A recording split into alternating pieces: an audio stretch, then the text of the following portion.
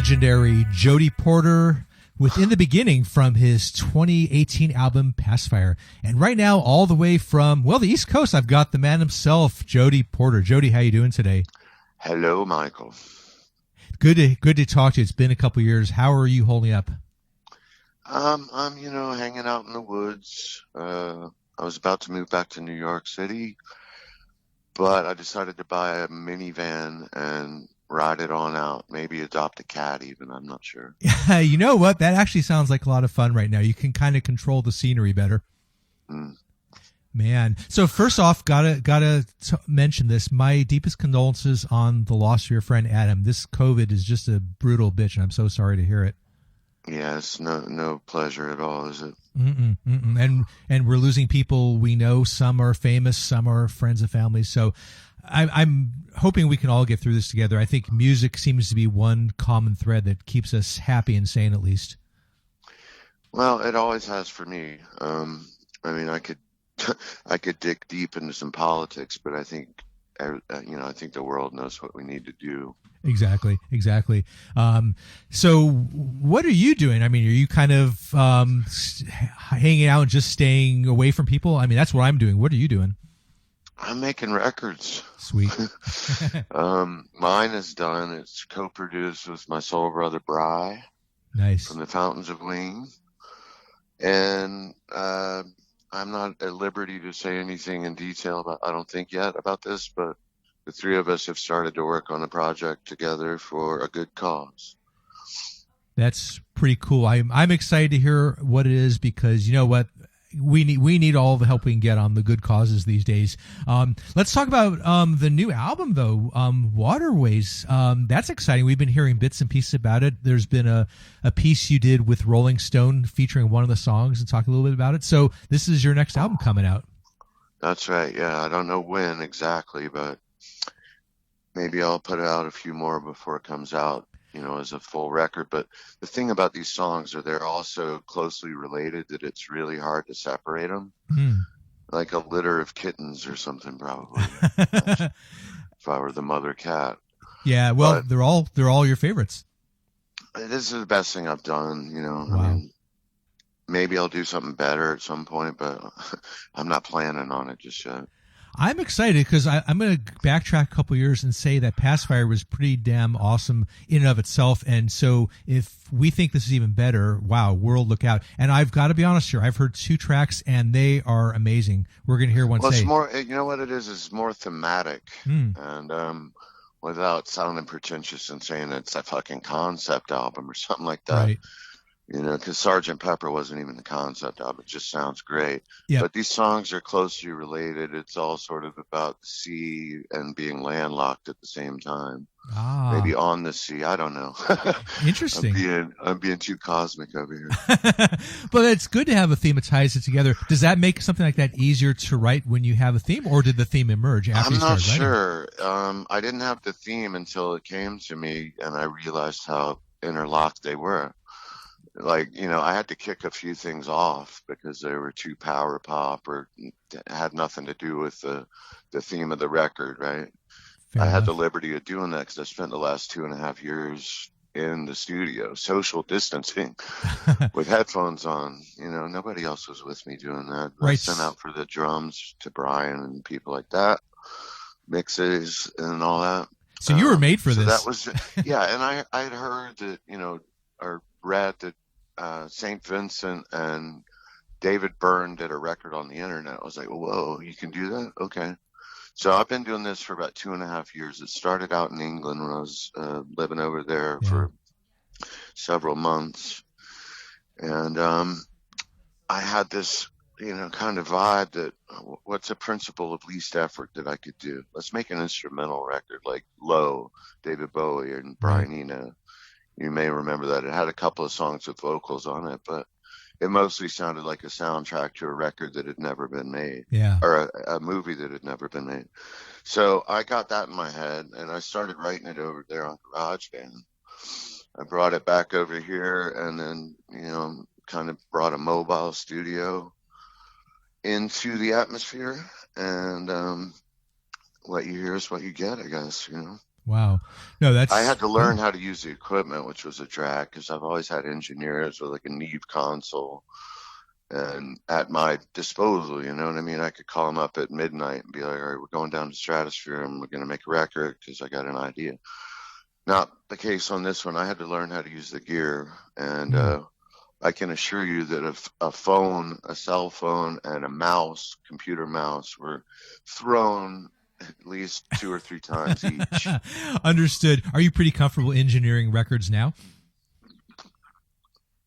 Well, I think I'm going to be forced to, because you don't have the luxury going in with 5 guys in a room and a producer and an engineer. It's sort of like we're all doing it from home now, you know? Yeah, it's a very... I mean, you've seen the late shows. I think those guys are awesome because they're keeping us entertained in a time like this. And you can just tell what great writers they are. Seth Meyers, Steven, all these dudes, you know?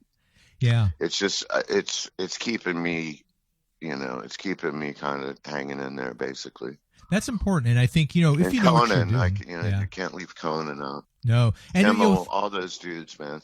I'm just all over that shit right now. Yeah, exactly. And with proper editing, which they're doing, I mean, after a while, the novelty wears off and you just realize you're watching I like the rawness of it. Yeah. I got called out on this thing that I'm not at liberty to talk about just because I don't know what 4K is on the camera, Oh, wow, yeah. I'll sit here and I'll do this and just fucking make it work, Exactly. Technology it's just not my best friend. If I could have a 2-inch tape machine in here over Logic and a computer, dude, I would take it. Man, I know, and there's nothing wrong with old school recording techniques as well. Oh, there's definitely nothing wrong with it. New school is okay now too. It's gotten so much better, but you just have to learn how to use it. Yeah. And you know what? The talent is what comes through anyway. If you're a talented musician, that's going to come through, because everybody can get the equipment. Doesn't mean they can still write or make great music. But I think it's essential that we use this shit, these days, because, the last time I made a record with 4 guys in a room was Peter Buck, me, Brian, 5 guys, I guess, Scott McKay, and Adam. Wow. And it was for the Monkees Christmas album. It was a song called Christmas Party. It's maybe not the right time of year for you to play that, but I wouldn't mind if you did. I'm really proud of that. We did it in 2 takes, right? Wow. So, I mean, that, you start to feel like you're in the Beatles for a minute, but that's old school recording, and we can't do that right now. Yeah, that's true. But that's always excitement when you just are in the same room with somebody, feeding off each other, getting that music out there, right or wrong. It's great. Did you say beating off each other? I know we're allowed to be a little saucy on this podcast. You are allowed to be a little saucy here. Did not say that, but hey, whatever happens, happens, right? So talking about Waterways, what's the overall sound going to be? The theme is about water. What's it going to sound like? Well, I think Moonbeam Reach, which I think you're about to play, is going to be a telltale sign of what it will sound like. Okay. It's about being lost at sea. Okay. And you have some background, I believe, before you started music. You were you had something to do. You were a sailor, right? Something to do with water. Yeah, that's what Rolling Stone says, and they're absolutely correct. I used to teach kids how to sail back in the day, and then I got competitive, and it kind of ruined the whole thing for me because I wasn't that great, I wasn't that fast. So if I didn't win the race, I was like, God damn it, quit. And then finally I became landlocked, and I would love to go out recreationally sailing, but no, I got competitive for a while, and I just wasn't as good as I thought I was. Man, well, why don't we give a listen to Moonbeam Reach, and then we'll be able to talk a little more to it. So stay with me on the line, everybody. Here's a brand new forthcoming track from Jody Porter. It's called Moonbeam Reach here on Woody Radio.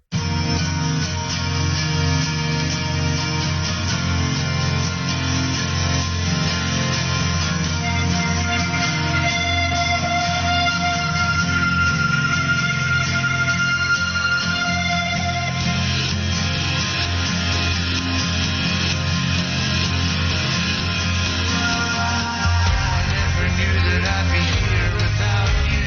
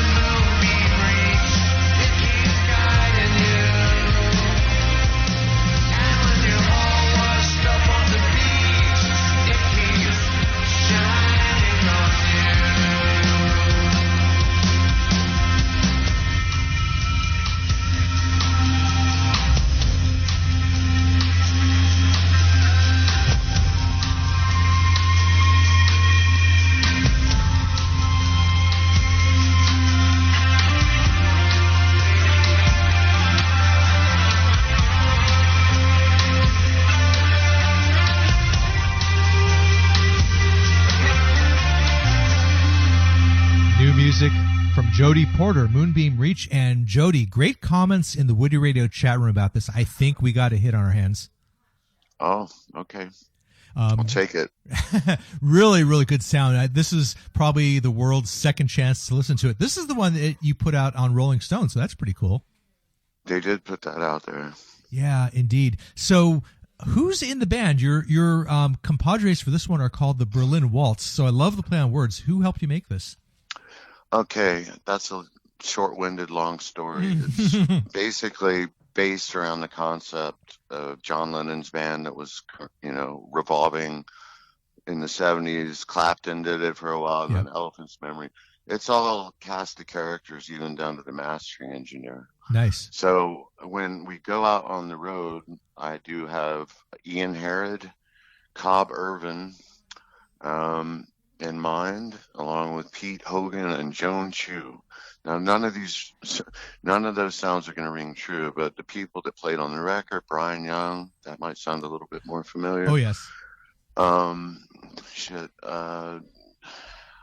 It's a revolving band, basically, and when it goes to the streets, it'll be those people I just mentioned. Excellent, excellent. If you ever get to tour again, if anybody ever gets to tour again, who do you think you'll take on the road with you? Or some of those names going to be involved? I would think so. Okay, very cool. But it's a forethought.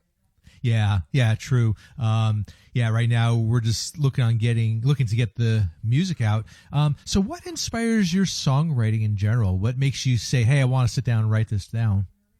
Desperation. I hear you. Do you write lots of songs, or you write just enough songs for an album?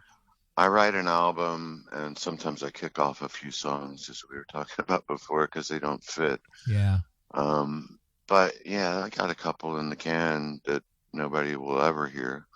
And then I got this record, which some people will maybe hear. Okay. I hope everybody hears it as soon as we can. And those Misfit songs, Woody Radio is like an island of misfits, so we would love to hear them someday if it's ever possible. Yeah. Well, I'd like to be the DJ over there at some point. Okay, you got it. And I know Gidget, the owner, is just like she's just jumping around listening to this. I know Gidget. I know. I've talked to her before. She's just absolutely awesome. And so you're on.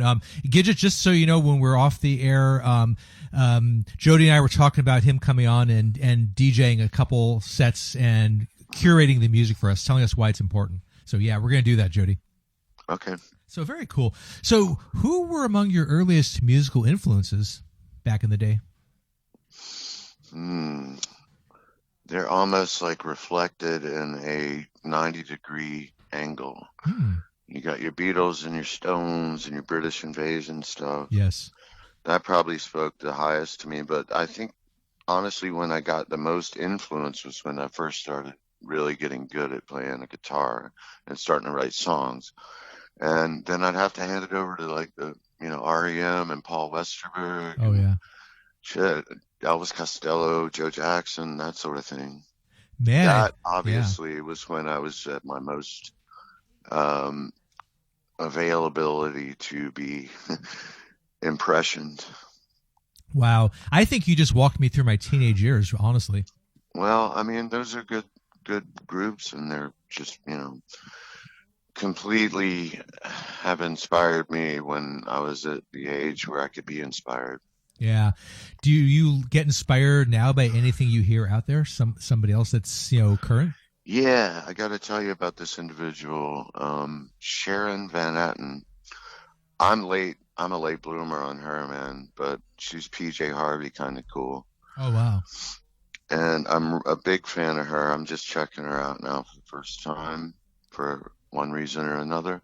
And hint, nudge, nudge, wink, wink. Exactly. And I'm writing notes right now as you speak. This is my homework assignment. If somebody could tell me I was allowed to lay this information on you, I would. But, it's pretty cool. And that's my favorite new artist. Very cool indeed. Yeah, okay, so we're all going to go check out Sharon Van Etten as well. Yeah. Play her music. You got it. Hey, so and the new Strokes is good too. I've had that for about a month. Albert sent it to me. Oh, nice. And I just think it's their best work.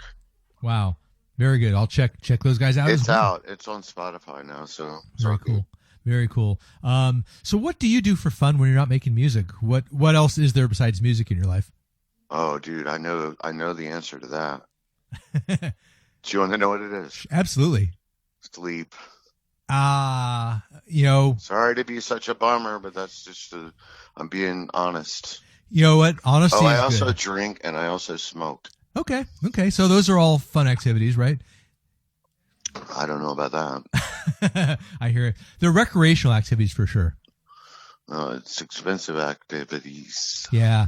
I think I would take drinking over smoking just for probably the sheer economy of it. I mean, drinking winds up a little cheaper if you're buying the bottle yourself. Smokes, man, pretty expensive. It'd be nice to drink with a young woman and have a date. Yes. But you can't really do that right now. And I almost feel guilty going down to get my provisions. Yeah. I know what you mean. You have to plan everything a little bit more closely these days. Well, it's nice to be nice, but at the end of the day, somebody's going to want to come over and jam, and I'm going to just be like, okay, I'll do it. I hear you. As long as you're not an opiate, I'll do it. I hear that. Totally hear that. So we're chatting with Jody Porter, talking about music and other stuff. Where can my listeners find out more about your music, past and present, and where can they purchase some of your stuff? Purchase? Do people actually do that? We're hoping. Well, I would say YouTube records and tapes because it's free. There you go.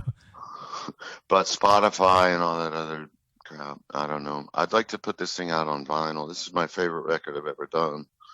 Wow. Honestly, I mean, of all the records I've ever made, I can't do anything better than this. Whoa. I don't think.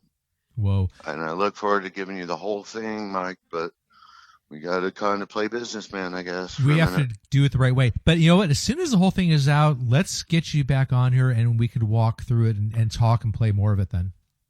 Yeah, and I'll play Stooges all night long. Oh, sweet. Okay, we can do that too. That's pretty awesome. So just a couple more quick questions. I'll let you go. What's your favorite? Okay. What's your favorite food these days? My favorite food? Yeah.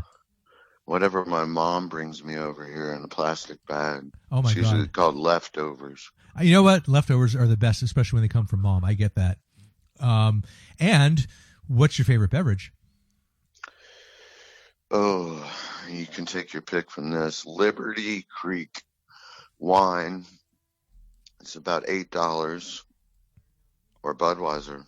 By the looks of my recycling bin. Hey, it's good that you're recycling. That's all I can say. I think that's about it. So, Jody, thank you so very much for hanging out with us on Woody Radio today. Yep. So stay with me on the line, and I think we'll go out with "By Your Side" off Pacifier. That's what I got queued up, and it's still an awesome song. Okay. So hang in there, take care, and you stay healthy. I will.